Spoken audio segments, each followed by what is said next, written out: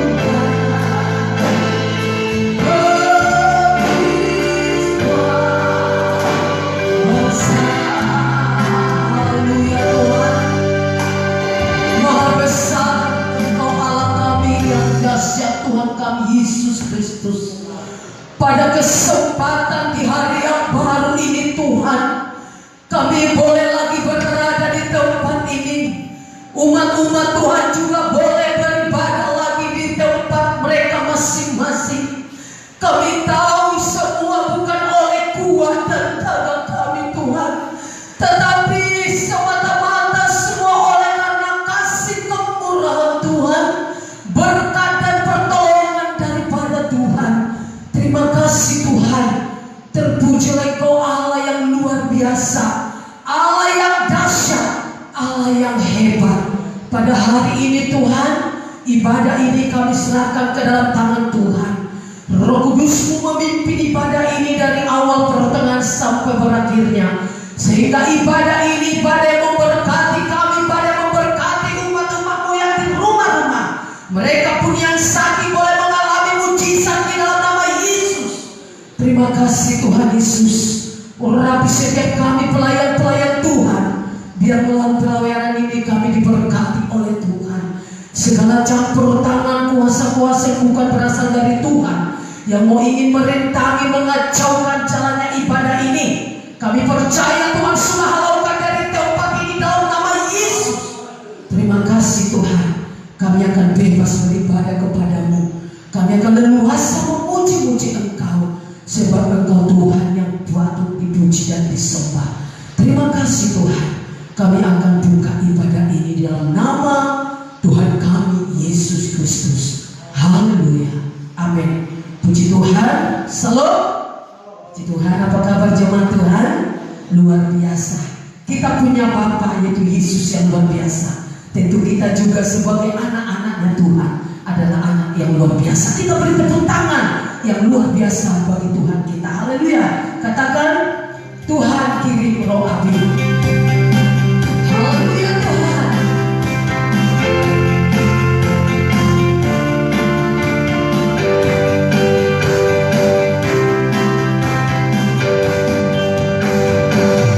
Tuhan kirim roh api.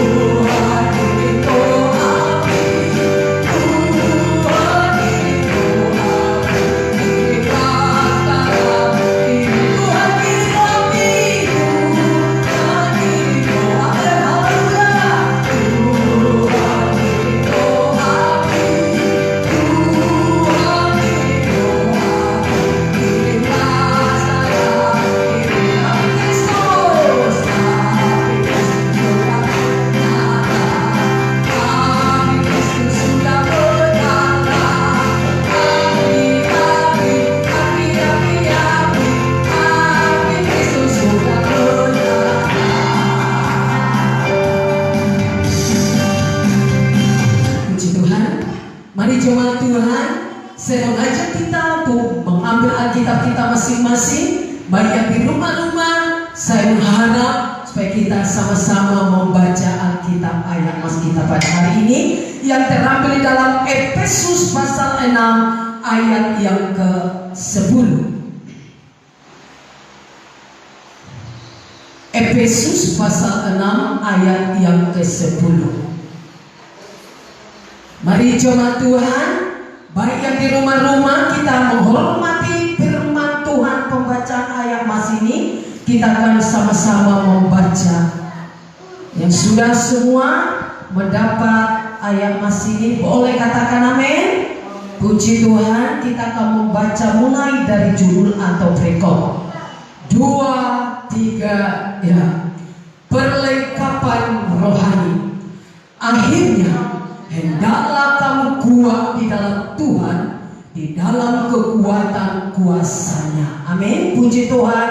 Kami persilakan jemaat untuk duduk kembali. Kita mau dengar kebenaran firman Tuhan, agar firman Tuhan itu mendapat tempat di sebuah hati yang sangat baik. Maka firman Tuhan itu akan hidup. Firman Tuhan itu akan berbuah dan menghasilkan buah yang terang. Haleluya Tuhan.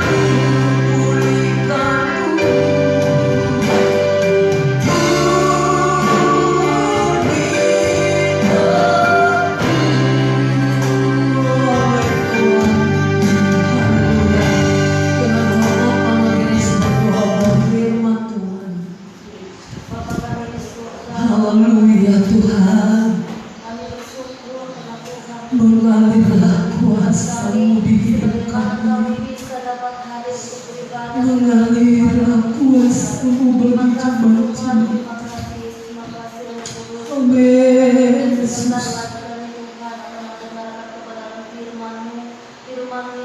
Yang hamba-Mu sampaikan Tuhan, Tuhan amalkan berkati Amin. hamba-Mu Puji Tuhan.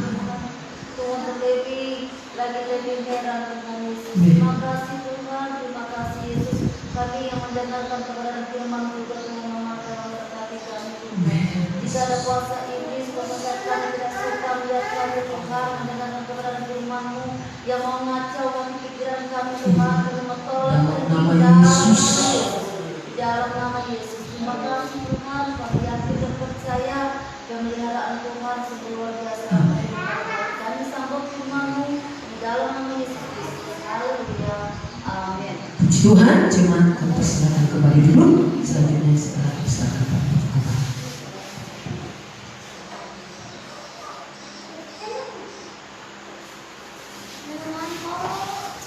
Puji Tuhan, haleluya. Bersyukur pada Tuhan kita masih ada kesempatan untuk kita beribadah kepada Tuhan ya. Dimana kita mau gunakan kesempatan kita beribadah kepada Tuhan ini dengan sebaik mungkin ya. Saudara yang dikasih oleh Tuhan, kita berdoa agar kita dapat segera kembali beribadah di tempat ini secara bersama-sama, yaitu ibadah komunal ya. Kalau sekarang kita terbatas dan hadir dan juga masih online karena corona. Tapi sebenarnya saudara, kalau diperhatikan sebenarnya di Alkitab justru rumah ibadah, walaupun orang sakit pun orang harus datang ke rumah ibadah. Kenapa? Di rumah ibadah itu ada janji Tuhan. Dalam ibadah orang hadir ke rumah ibadah. Kenapa? Ada Yesus di dalam rumah ibadah. Kita bertemu dengan Yesus. Kalau kita bertemu dengan Yesus di rumah ibadah, yang lemah dikuatkan, yang sakit disembuhkan. Tapi sekarang seakan dipertanyakan, mana kuasa dalam ibadah itu? Saudara, mana kuasa dalam ibadah? Bahkan yang lucunya, saudara, beberapa bulan lalu pendeta mengadakan KKR, justru pendeta itu mengularkan penyakit ke jemaat. Ini dipertanyakan di gereja-gereja sekarang. Mana kuasa Tuhan itu sebenarnya? Sudah.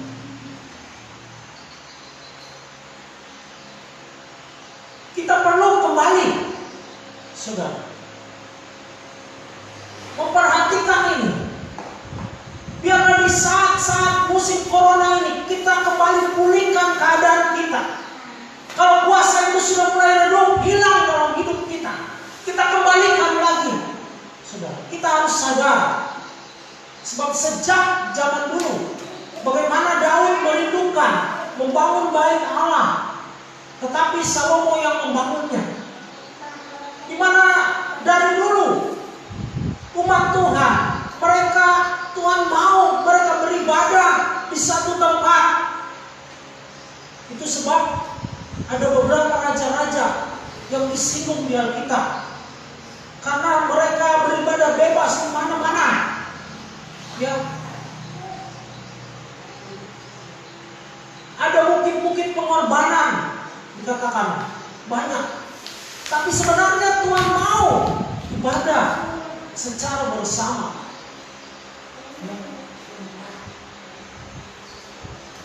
Oke, hari-hari tertentu tiap hari kita harus ada mesbah keluarga. Tetapi ada hari-hari tertentu Tuhan katakan jangan kita menjauhkan diri dari pertemuan-pertemuan ibadah. Ini berbicara ibadah secara bersama-sama. Seakan gereja sekarang kalah dengan corona, saudara. Seakan orang yang hadir ke gereja tidak ada kuasanya lagi dalam ibadah itu. Saudara, hal ini menjadi pertanyaan selalu dalam hidup kami. Kenapa hal ini kok harus terjadi? Jangan-jangan Tuhan melihat bahwa ibadah-ibadah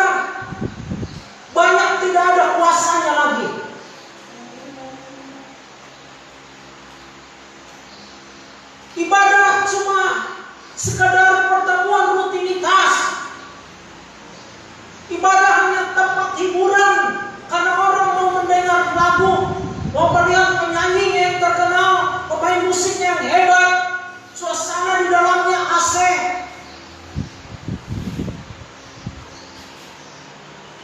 Gereja zaman dulu, Tuhan tim out. Karena apa?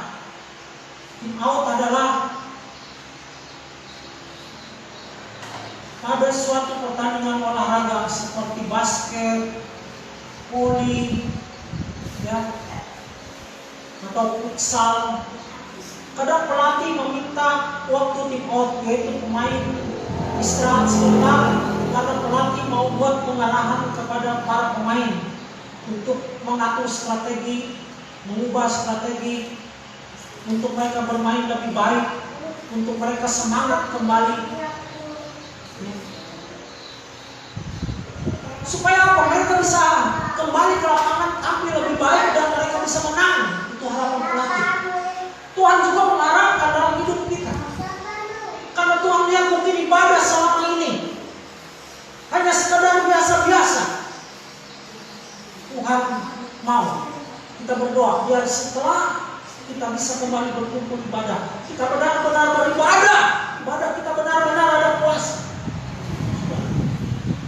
Sekarang banyak orang karena jago-jago ayat Alkitab, dia membela-bela tentang ibadah di mana-mana. Sudah. Padahal sebenarnya ibadah secara berkumpul ada puasa. Walaupun Tuhan itu tidak dibatasi ruang dan waktu dimanapun dia bisa. Tapi apa fungsinya baik Allah atau gedung gereja dibangun kalau bukan untuk ibadah? Biarlah hal ini menyadarkan kita. Dan kemudian kita hari ini merayakan hari raya Pentakosta. Hari raya Pentakosta, Pentakosta artinya 50, di mana pada hari raya Pentakosta tahun 29 Masehi lalu, di situ Roh Kudus dicurahkan kepada 120 orang murid. Mereka dipenuhi oleh Roh Kudus, di mana selama 10 hari mereka menunggu di Yerusalem, menantikan janji Bapa, yaitu mereka mengalami Roh Kudus.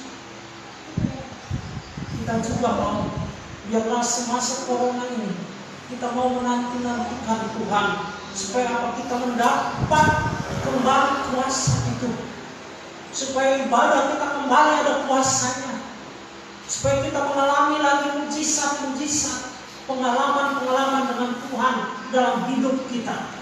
Ya. Saudara, bahkan sering orang Kristen jadi olokan sekarang. Kenapa?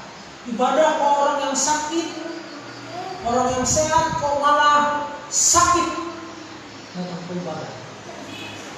Sudah. Karena peristiwa di Bandung beberapa waktu lalu. Tapi kita harus sadar. Saudara, saya kagum dengan Bapak Presiden Amerika Serikat Donald Trump. Walaupun di tengah corona yang merebak di negara mereka, tapi dia sadar ibadah itu suatu yang paling perlu. Karena apa? Mereka memerlukan, katakan Amerika memerlukan banyak doa.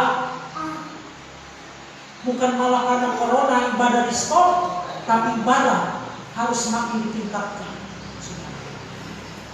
Saudara, kita masih bersyukur. Saudara, masih ada ibadah walaupun secara online terbatas, dan sebagian bisa hadir di tempat ini. Karena kita harus taat dengan protokol pemerintah. Ya. Tapi mari kita dalam keadaan ini, saudara, kita sadar kita perlu kuasa, yaitu kuasa Roh Kudus itu. Kita evaluasi diri kita selama ini. Apakah kuasa Roh Kudus yang ada dalam hidup kita itu bekerja atau tidak? Ada muncul karunia-karunia tidak dalam hidup kita? Orang sering salah arti tentang pepenuhan Roh Kudus. Dia hanya mengatakan orang bahasa asing itu penuh Roh Kudus, oke. Tapi kelakuannya tidak berubah. Berarti dia tidak dipimpin oleh Roh Kudus, tidak dikuasai oleh Roh Kudus. Orang demikian belum tentu penuh Roh Kudus. 10 hari umat Tuhan, mereka harus taat beribadah setiap hari waktu itu. Ini berbicara, mereka harus mengoreksi diri mereka. Mereka harus bergaul dengan Tuhan. Supaya apa? Roh Kudus bisa memenuhi mereka. Setiap kita orang percaya, kita sudah dikarunia Roh Kudus. Roh Kudus ada dalam hidup kita. Tapi Roh Kudus itu memenuhi kita? Tidak. Roh Kudus itu bekerja dalam hidup kita? Tidak. Kalau dia tidak bekerja, berarti kita tidak penuh Roh Kudus. Umat Tuhan mereka penuh Roh Kudus. Lalu Roh Kudus itu bekerja, memberikan karunia kepada mereka. Mereka mulai berkata-kata bahasa asing waktu itu. Di mana tujuan Roh Kudus dicurahkan kepada mereka supaya mereka bersaksi. Waktu itu mereka bersaksi kepada orang-orang di sekitar mereka. Pada hari raya Pentakosta, menggunakan bahasa asing untuk apa? Bersaksi. Supaya apa? Orang-orang Yudea yang merupakan orang-orang pintar bisa yakin dengan apa yang mereka ucapkan. Karena mereka adalah orang yang dianggap terbelakang, yaitu orang Galilea. Kalau orang Galilea meyakinkan mereka orang-orang pintar itu sulit sekali. Hanya kuasa Roh Kuduslah yang bisa membuat mereka takjub, yakin tentang Tuhan waktu itu. Jadi Roh Kudus itu begitu kreatif. Rasul Paulus pada waktu dia menginjil, dikatakan Rasul Paulus penuh dengan Roh Kudus. Tapi ada penyihir yang waktu itu menghalangi Rasul Paulus. Roh Kudus langsung waktu itu dikatakan Paulus penuh dengan Roh Kudus. Roh Kudus memberikan dia karunia waktu itu menghadapi orang itu, yaitu dengan karunia mujizat, karunia mengalahkan roh jahat, membedakan roh jahat. Paulus tengking roh jahat itu. Dan roh jahat itu keluar. Saudara, kalau kita penuh Roh Kudus, dimanapun kita berada, kita bisa jadi saksi. Kita bisa melakukan perkara-perkara besar. Karunia Roh Kudus akan bekerja dalam hidup kita. Yang sakit disembuhkan, setan kita bisa usir. Kita menggunakan bahasa-bahasa baru sesuai konteks yang kita hadapi. Mari kita koreksi selama corona ini bagaimana keadaan kita. Murid-murid mereka mempersiapkan hidup mereka selama 10 hari. Kita juga mempersiapkan hidup kita selama corona ini. Agar Roh Kudus bisa bekerja dalam hidup kita. Mari kita buka Alkitab kita. Di dalam Kisah Para Rasul pasal 2 ayat yang keempat. Kita hari ini merayakan kembali memperingati hari raya Pentakosta. 1991 tahun lalu. Kita lihat Roh Kudus dicurahkan ke kamar Nabi Yerusalem. Itu Pentakosta pertama. Akibat Pentakosta pertama, melalui 120 murid dipenuhi Roh Kudus, menjalan sampai 100 tahun kemudian hampir seluruh penduduk yang menerima Yesus yang menggelar. Kisah Para Rasul pasal 2 ayat yang keempat. Mari kita bangkit berdiri bersama, baik di tempat ini maupun di rumah. Kita baca firman Tuhan secara bersama-sama.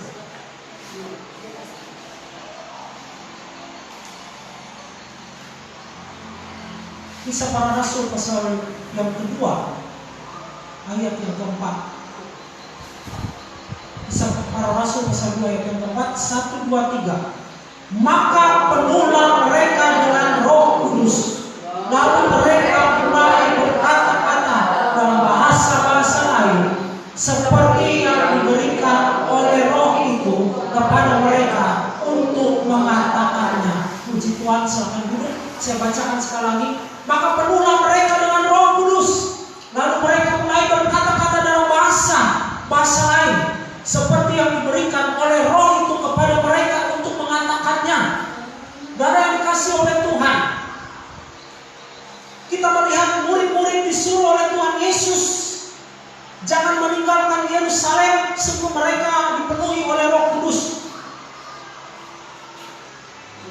Dan tujuannya murid-murid dipenuhi Roh Kudus yaitu supaya mereka bisa menjadi saksi Tuhan, menjalankan amanat agung Tuhan. Jadi kepada mereka semua, bukan sebatas orang tertentu seperti di Perjanjian Lama, hanya para imam, para raja, para nabi, para hakim, dan orang-orang yang Tuhan beri tugas tertentu yang dipenuhi atau diurapi oleh Roh Kudus untuk memampukan mereka melakukan tugas mereka. Tetapi menurut pembuatan Nabi Yoel bahwa Roh Kudus itu akan dicurahkan kepada semua orang. Karena apa? Semua orang diberi amanat agung, yaitu menjadi saksi, baik besar kecil. Oleh sebab itu mereka harus diperlengkapi. Tuhan Yesus meninggalkan murid-murid ke sorga. Tuhan Yesus mau mereka menjadi saksi.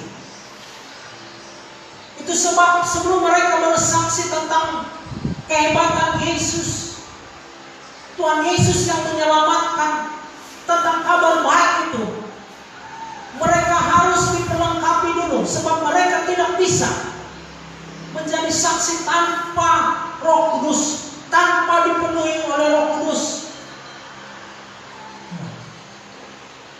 Dan pada hari raya Pentakosta, murid-murid belum menjadi saksi sebelumnya.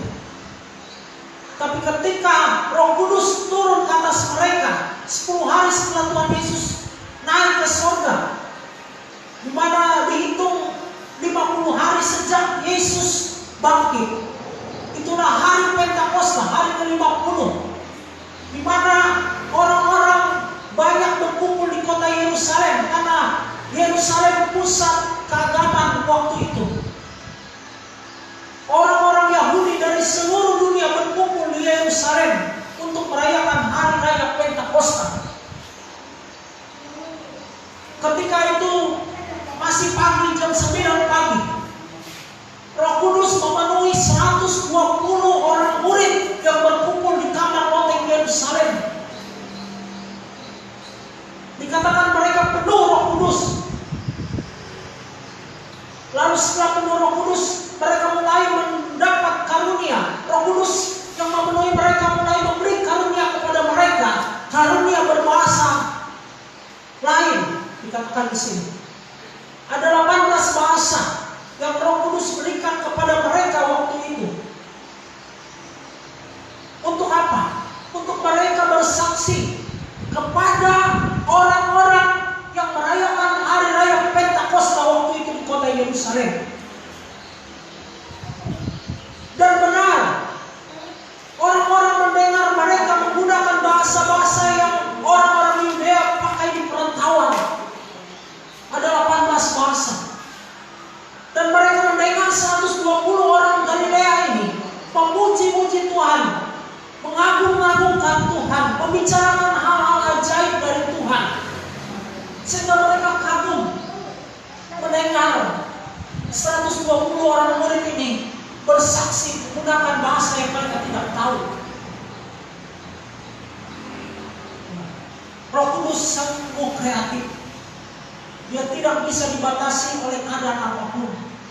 Orang yang penuh Roh Kudus kapanpun, dimanapun, selalu bisa bersaksi. Sebab Roh Kudus tidak dibatasi. Walaupun orang yang bersaksi itu dianggap orang bodoh, dia bisa bersaksi dengan raja-raja. Karena Roh Kudus tidak terbatas. Kalau kita lihat ada 3 hal di sini yang kami catat sesuai judulnya, yaitu evolusi, adaptasi, dan globalisasi. Pertama, evolusi. Kita lihat di ayat yang keempat itu ada kata, maka penuhlah mereka dengan Roh Kudus. Saudara,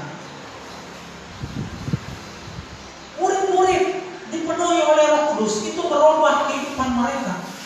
Evolusi berarti yaitu perubahan karena mengikuti sesuatu hal yang terjadi. Kita tahu, saudara yang belajar di sekolah mempelajari tentang teori evolusi. Ada beberapa tokoh tentang teori evolusi, termasuk Charles Darwin. Tapi teorinya itu bertentangan dengan firman Tuhan, karena dia bilang manusia ini berasal dari monyet. Lalu ada lama tentang evolusi, dia berbicara tentang jerapah. Jerapah itu dulu dikatakan lehernya pendek, tapi karena dia berusaha supaya bisa tetap hidup, dia bisa tetap mencari makan, sehingga dia akhirnya mencari pohon-pohon yang tinggi, dia bisa makan, bisa bertahan hidup, sehingga akhirnya lehernya jadi panjang atau burung pelikan, karena menyesuaikan supaya dia bisa mencari ikan, sehingga paruhnya jadi berubah. Saudara, murid-murid 120 murid-murid ini mengalami evolusi, perubahan dari yang tadinya tidak bisa bersaksi, tapi Roh Kudus merubah mereka menjadi murid yang bisa bersaksi. Ya. Kalau kita lihat di perjanjian lama pun, orang yang diurapi oleh Tuhan, sebelum mereka diurapi, mereka seperti manusia biasa saja kemampuan mereka. Tapi setelah mereka diurapi, dikatakan mereka menjadi manusia lain. Mereka berubah, berevolusi menjadi manusia lain. Seperti Simpson, ketika Roh Kudus menguasai dia, apa yang orang lain tidak bisa lakukan, dia bisa lakukan. Karena dia menjadi manusia lain. Inilah yang Roh Kudus kerjakan kepada 120 orang murid ketika mereka dipenuhi oleh Roh Kudus. Apa yang orang lain tidak bisa lakukan, perkara-perkara supranatural, termasuk mereka bersaksi menggunakan bahasa yang mereka tidak tahu, mereka bisa. Karena apa? Karena Roh Kudus.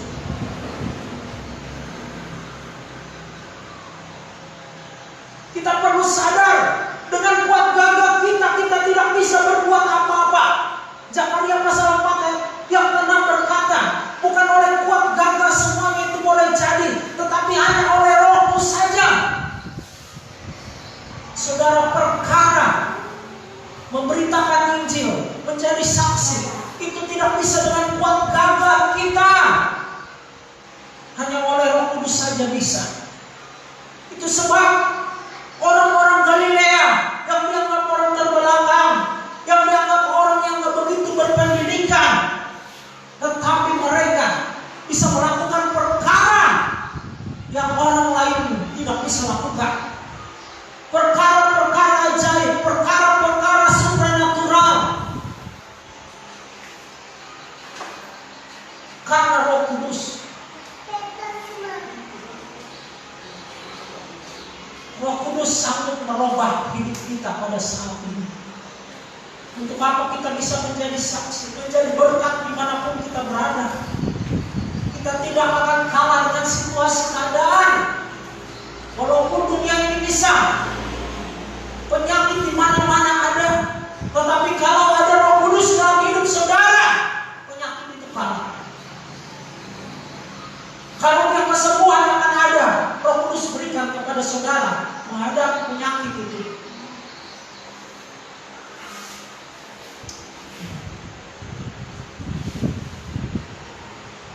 Kenapa pendeta bisa menularkan penyakit malah? Orang yang didoakannya tadinya sehat, kok jadi corona? Karena pendeta itu tidak penuh Roh Kudus. Saya katakan dengan terus terang, pendeta itu tidak penuh Roh Kudus. Walau pendeta itu mungkin terkenal, itu sebab kita harus terima kenyataan. Gereja Tuhan keep out pada saat ini. Tuhan adalah pelatih kita. Dikatakan di Ibrani 12, Tuhan adalah pelatih kita. Dia mau kita sadar agar Roh Kudus itu bisa bekerja dalam hidup kita. Kalau kita lihat Petrus, Tuhan Yesus, orang yang berpenyakit menular, Tuhan Yesus tidak tolak orang penyakit kusta. Tuhan Yesus jamah supaya dia sembuh. Sekarang justru orang sakit disuruh jangan ke gereja, Kenapa? Mungkin gereja-gereja sudah tidak bisa memberi solusi untuk orang itu sehat. Kita harus sadar, ini kenyataan yang terjadi, saudara. Di mana kuasa itu? Mari kita kembalikan api Pentakosta itu ada dalam hidup kita. Yang kedua, adaptasi. Adaptasi yaitu suatu kemampuan untuk menyesuaikan diri dengan keadaan. Saudara, binatang yang saudara lihat jelas suka beradaptasi dengan keadaan yaitu bunglon. Bunglon kalau dia berada di tempat yang warna hitam, tubuhnya berubah jadi hitam. Kalau dia berada di tempat yang warna hijau, tubuhnya jadi hijau. Itu untuk apa? Untuk menyamarkan supaya dia tetap aman, tetap bisa hidup terhadap musuh-musuhnya.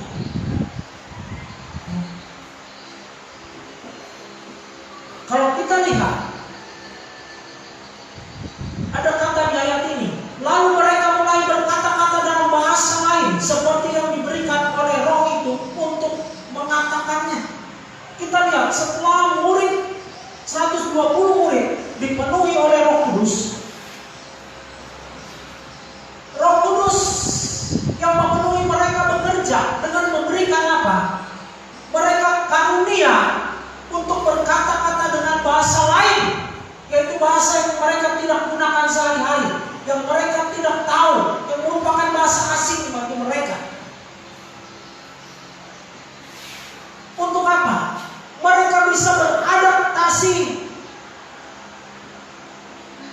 bisa diterima oleh orang-orang Yudea yang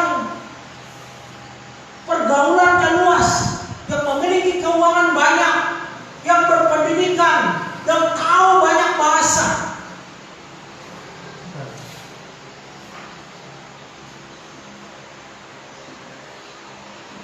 Roh Kudus, Roh yang kreatif dalam setiap situasi. Dia memberikan kita karunia, dia bekerja memberikan kepada kita karunia bagi kita yang dipenuhi Roh Kudus untuk menjalankan amanat agung sesuai dengan situasi yang kita hadapi. Dikatakan tanda-tanda akan menyertai orang percaya. Kalau dia menghadapi setan, Roh Kudus akan mengaruniakan dia karunia membedakan berbagai macam roh.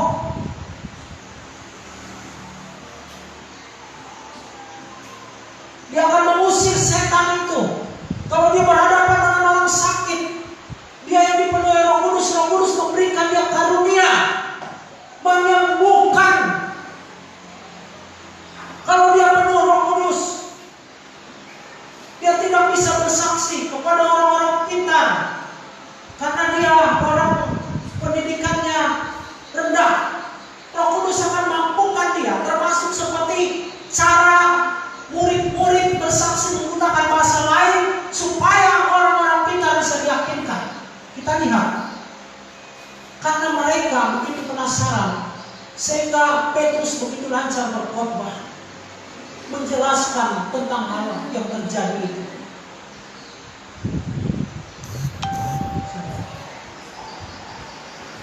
Tuhan bisa pakai kita dalam situasi apapun, dimanapun, keadaan sulit apapun. Saudara, Roh Kudus tidak dibatasi oleh keadaan sulit apapun. Dia akan mengadakan karunia mujizat dalam hidup kita. Karunia berkata dengan hikmat. Kita lihat ada orang mengatakan 9 karunia Roh Kudus sesuai di suratan 1 Korintus pasal 12. Tapi kalau kita lihat di ayat-ayat lainnya lagi, ada lagi tambahan. Bahkan ada yang mengatakan 17, 18.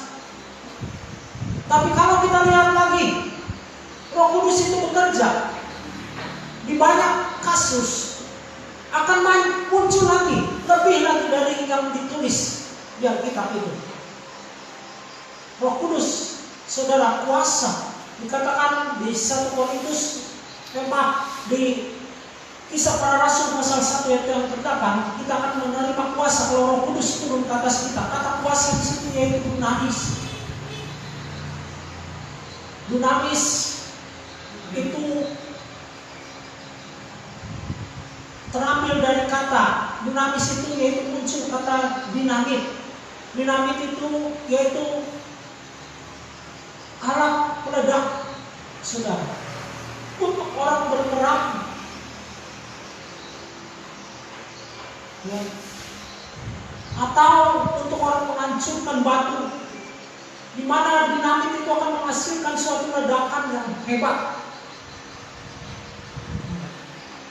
Itulah Roh Kudus. Kalau kita ada kuasa Roh Kudus, kita akan meledak, menghasilkan suatu ledakan dalam hidup kita sesuai kehendak Roh Kudus, yaitu tujuannya untuk bersaksi, menyatakan Yesus, meneguhkan kesaksian baik dan tanda heran, mujizat, ajaib, kesembuhan.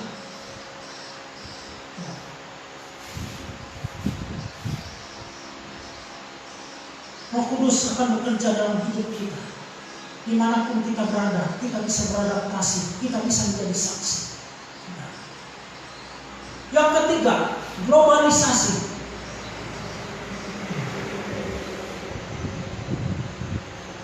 Kita lihat 120 murid ini ada 18 bahasa yang Roh Kudus berikan untuk mereka bisa bersaksi waktu itu di hari raya Pentakosta. Saya yakin 18 bahasa ini mewakili semua orang Yahudi perantauan itu. Semua mereka yang sudah pergi merantau ke penjuru dunia, ada 18 bahasa waktu itu. Walaupun sebenarnya bahasa di dunia waktu itu lebih daripada 18 bahasa, tapi ini mewakili di mana mereka akan bersaksi setelah mereka menerima Yesus, kembali ke perantauan mereka lagi setelah hari raya Pentakosta. Di mana Tuhan mau Injil itu bukan hanya di Yerusalem diberitakan, tetapi seperti firman Tuhan katakan, mereka akan menjadi saksi di Yerusalem, Yudea, Samaria, dan sampai ke ujung bumi.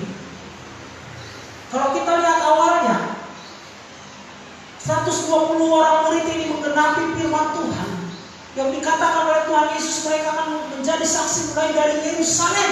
Dan di hari raya Pentakosta itu mereka mulai bersaksi dari Yerusalem, di mana kesaksian mereka menghasilkan hari itu ada 3.000 jiwa yang bertobat. Tapi Tuhan mau bukan hanya di Yerusalem, tapi Injil itu harus disaksikan mengglobal, di mana-mana orang mendengar Injil.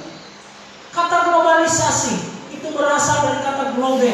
Globe itu adalah bumi, bulatan bumi yang bulat. Di mana Injil itu harus mendunia, ya, mengglobal, harus seluruh dunia. Itu sebab kita disuruh memberitakan Injil kepada semua makhluk, dikatakan kepada semua orang. Ya. Kita tahu pekerjaan Roh Kudus ini selalu berdampak mengglobal, bukan hanya pada satu tempat, dia akan terus merembet. Roh Kudus adalah dinamis, dia mau bekerja secara dinamis, terus ada ledakan kemana-mana. Sudah. Di mana Roh Kudus mau memakai kita menjadi saksi. Dikatakan kalau Roh Kudus turun ke atas kita, kita akan menjadi saksi. Saksi terambil dari kata martir. Martir artinya mati syahid. Sudah. Kalau kita lihat mati, yaitu tubuh kita, daging kita ini, keinginan daging kita ini harus mati bagi Kristus, supaya Kristus hidup di dalam kita.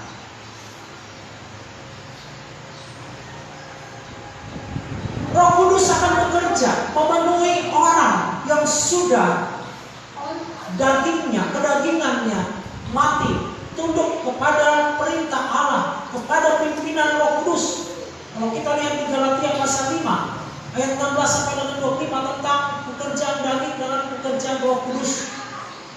Di mana pekerjaan daging itu nyata. Dan pekerjaan daging yang nyata itu, pekerjaan daging adalah dosa itu bertentangan dengan keinginan roh dikatakan.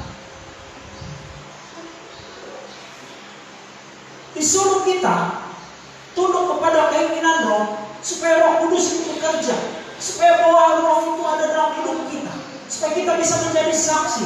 Roh Kudus itu bisa berkarya dalam hidup kita. Rasul Paulus katakan Galatia 2 ayat 20, hidupku bukannya aku lagi, melainkan Kristus yang hidup dalam aku. Berarti dia sudah mati, martir, sehingga dia bisa menjadi saksi.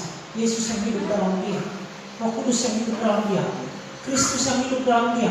Dikatakan lagi di Filipi pasal 1 ayat 21, hidup adalah Kristus, mati adalah keuntungan. Dikatakan sama dia hidupnya adalah Kristus, bukan dirinya lagi. Dia sudah martir, dia sudah jadi saksi. Roh Kudus yang memenuhi dia sekarang, yang bekerja dalam hidupnya dimanapun dia berada, sehingga Paulus bisa bersaksi dimanapun berada, menjadi rasul di luar orang Yahudi. Dia bersaksi ke banyak negara. Saudara, kalau dilihatnya Rasul Paulus ini mungkin sampai sekarang mungkin dia orang yang paling banyak memenangkan orang mengikut Yesus dalam penginjilan. Kenapa? Waktu di Efesus saja, saudara, dikatakan Paulus itu selama 2 tahun di Efesus, dikatakan seluruh penduduk Asia Kecil itu sudah mendengar Injil. Lalu Paulus memenangkan banyak pejabat, saudara, banyak bersaksi pada para pejabat. Dicatat di Alkitab ada 2 gubernur yang bertobat melalui pelayanan Paulus, yaitu gubernur Pulau Malta dan Pulau Siprus. Kalau Petrus kita lihat, hanya Cornelius perwira di Kaisarea yang merupakan pejabat yang dimenangkan, yang dicatat di Alkitab.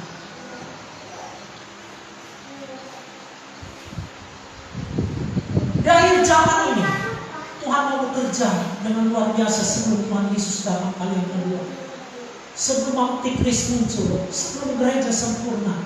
Inilah yang mengarah kepada gereja sempurna, di mana Tuhan mau memulihkan gereja. Kita lihat nubuatan Nabi Yoel itu sudah terjadi pertama di kamar loteng Yerusalem, lalu berdampak setelah itu hampir seluruh dunia menerima Yesus. Tapi gereja kembali redup. Tapi Tuhan mulai munculkan lagi di Pentakosta kedua, yaitu tahun 1906 di Azusa Street, Los Angeles, Amerika Serikat, melalui Bapak Pendeta William Seymour. Di situ awal gereja Pentakosta, termasuk yang di Indonesia, termasuk kita. Di mana sejak 100 tahun setelah itu, Roh Kudus bekerja dengan dasar. Sampai dikatakan dari 30% orang Kristen yang ada di dunia saat ini, 70% diantaranya berasal dari gerakan Pentakosta yang kedua, yaitu di Azusa Street, Amerika Serikat. Tapi sekarang mulai meredup, kita lihat. Mulai kita lihat di corona ini saja terbukti. Mana karunia Roh Kudus itu bekerja di gereja-gereja. Kejadian di Bandung, justru pendeta menularkan corona. Tapi kita berdoa, kita harus sadar, ibadah kita bukan hanya sekedar tepuk tangan, jingkrak-jingkrak kita bertemu. Tapi adakah kuasa Roh Kudus itu bekerja pada saat ini? Adakah karunia-karunia itu pada saat ini? Inilah yang kita minta di hari raya Pentakosta ini, di mana Pendeta William Seymour berkata, 100 tahun kemudian akan ada lagi gerakan Pentakosta. Inilah yang kita tunggu pada saat ini. Di mana Yesaya 60, Yesaya pasal 2, di mana orang akan datang berduyun-duyun kepada Tuhan. Termasuk kaum domba Kedar di balik akan datang kepada Tuhan. Seperti gereja mula-mula dikatakan tiap hari Tuhan menambah jumlah mereka. Inilah yang kita mau nanti-nantikan di zaman ini. Mari kita dipenuhi oleh Roh Kudus supaya kita bisa menjadi saksi. Saudara, supaya tugas amanat agung itu kita bisa lakukan dengan kita dipenuhi oleh Roh Kudus. Kami tidak panjang lebar nanti Tuhan. Mari kita bangkit berdiri bersama. Kita angkat pujian Roh Kudus, Kau hadir di sini, saudara. Roh Kudus hadir di sini. Hadir dalam hidup kita supaya kita bisa melakukan amanat yang Tuhan Yesus kasih. Roh Kudus sudah ada dalam hidup kita, orang percaya kita sudah dikatakan oleh Roh Kudus. Tapi karena Roh Kudus itu memenuhi kita atau bekerja dalam hidup kita pada saat ini. Mungkin Roh Kudus tidak bekerja, dia berubah. Kita minta ampun. Kalau selama ini kita jauh dari Tuhan, selama ini kita banyak menyakiti Roh Kudus, karena kita banyak menuruti keinginan dari kita. Tapi dia bisa memperoleh seperti murid-murid sama sebelum mereka mempersiapkan diri. Roh Kudus bekerja menolong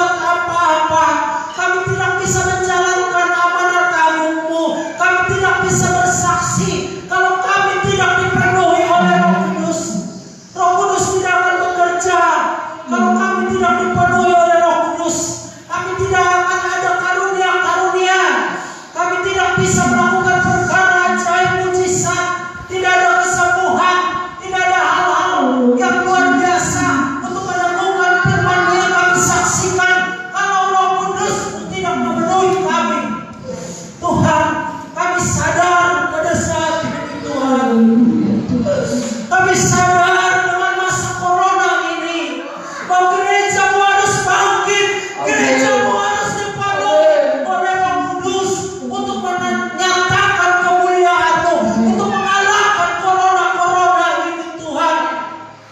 Hanya oleh Roh Kudus-Mu saja kami mampu menjadi saksi. Hanya oleh Roh Kudus-Mu kami bisa melakukan perkara. Melalui Roh Kudus yang memberikan karunia kepada kami sesuai situasi keadaan yang dihadapi pada saat ini.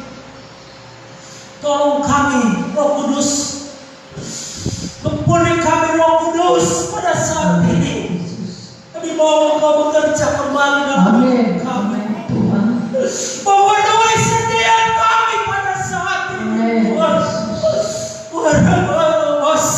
Karena Roh Kudus itu bekerja di seluruh dunia. Roh Kudus bekerja seperti air yang menutupi lautan. Terima kasih Tuhan, terima kasih Tuhan. Tolong kami pribadi lepas pribadi pada saat ini. Jamah Roh Kudus pada saat ini Tuhan. Jamah setiap pribadi baik yang hadir di tempat ini maupun yang menonton secara online di dalam nama Yesus. Dalam nama Yesus. Beri mereka dengan Roh Kudus, supaya mereka dapat menjadi saksi-Mu. Mereka bukan sekedar menjadi jemaat, tapi menjadi saksi di dalam nama Yesus. Berkarya terus Roh Kudus mengerjakan firman-Mu yang sudah ditabur pada saat ini, sehingga firman-Mu benar menjadi rema kenyataan kami dapat lakukan Tuhan, dan menjadi saksi-Mu dimanapun kami berada. Di dalam nama Yesus, baik di pekerjaan kami, di pendidikan kami, di daerah manapun kami berada, kami menjadi saksi. Dalam nama Yesus, Tuhan tolong teman-teman yang sakit sembuhkan di dalam nama Yesus. Tuhan kuatkan dalam nama Yesus. Bersihkan semangat kehilangan dalam hidup mereka. Engkau menjadi saksi. Tolonglah Tuhan. Kami berdoa berkati terus pekerjaan di tempat ini, sehingga apa yang dikatakan firman-Mu kami menjadi terang. Banyak jiwa-jiwa datang berduyun-duyun pada terang ada dalam hidup kami. Termasuk kaum domba kedar di Bayo, kita datang berduyun-duyun kepada-Mu. Makasih Tuhan, dan kami beritakan Injil. Kami masuk dalam proyek Tuhan, Antikosta yang ketiga Tuhan, sehingga mempercepat kedatangan Tuhan Yesus. Maranatha. Makasih Tuhan, kami akan memberi korban persembahan kami kepada Tuhan berupa tangan milik Tuhan. Tuhan terima, Tuhan berkati, balas berlipat kali ganda sesuai dengan janji firman. Dalam nama Tuhan Yesus Kristus, haleluya, amin. Angkat pujian berkata di seluruh dunia.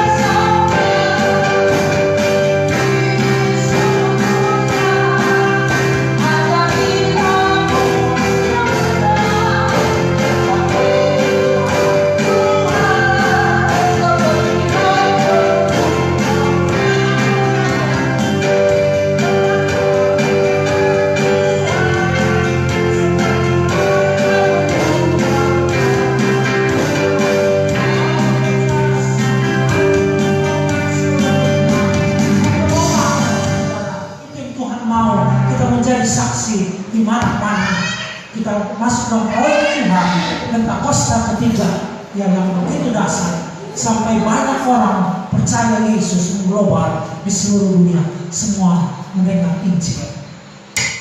Baik, pengumuman bagi jemaat Tuhan, saudara,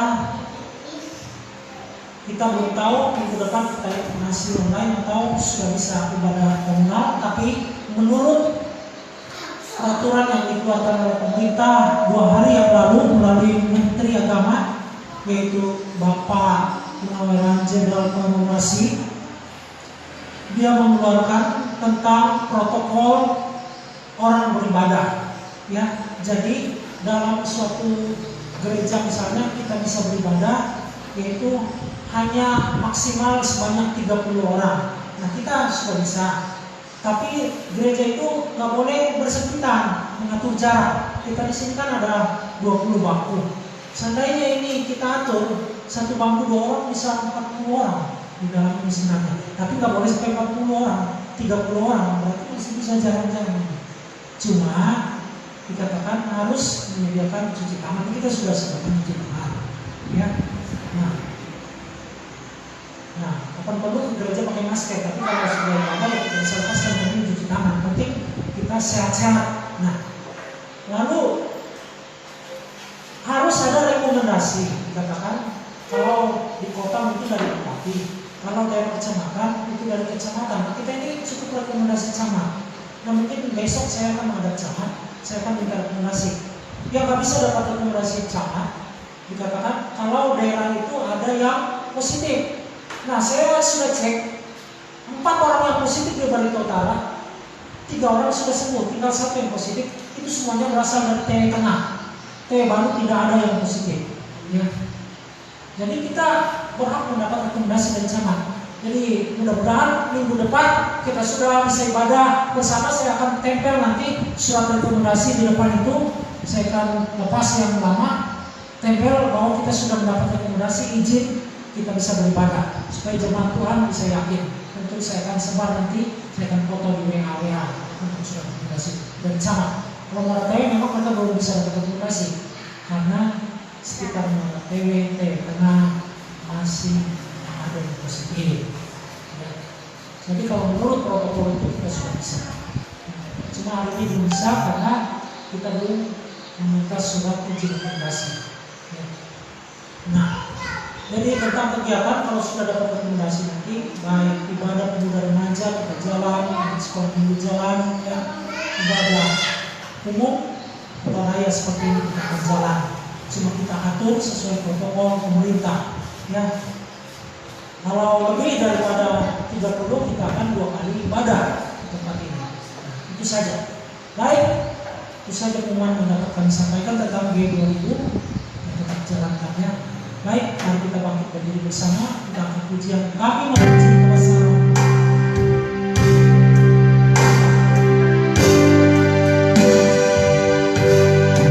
Ah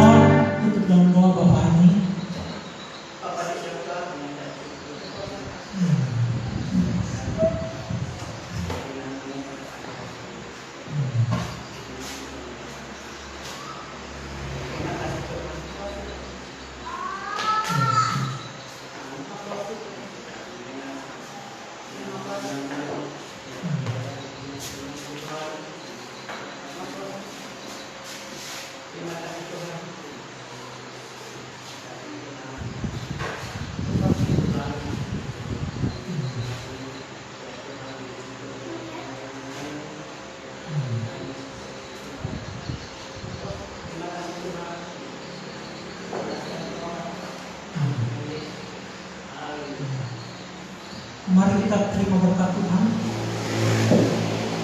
Turunlah berkat dari Bapa kita di surga, cinta kasih Tuhan dari anak yang kita kita Yesus Kristus menyertai kita senantiasa. Kita menjadikan penghidupan penyertaan kuasa Allah Kudus. Allah Kudus menyertai kita semua. Dari saat ini besok dan sampai selama-lamanya. Dan Yesus datang kali yang kedua menyambut kita semua. Maranatha. Dalam berkat nama Tuhan Yesus Kristus, mari kita percaya, kita katakan haleluya, amin. Haleluya.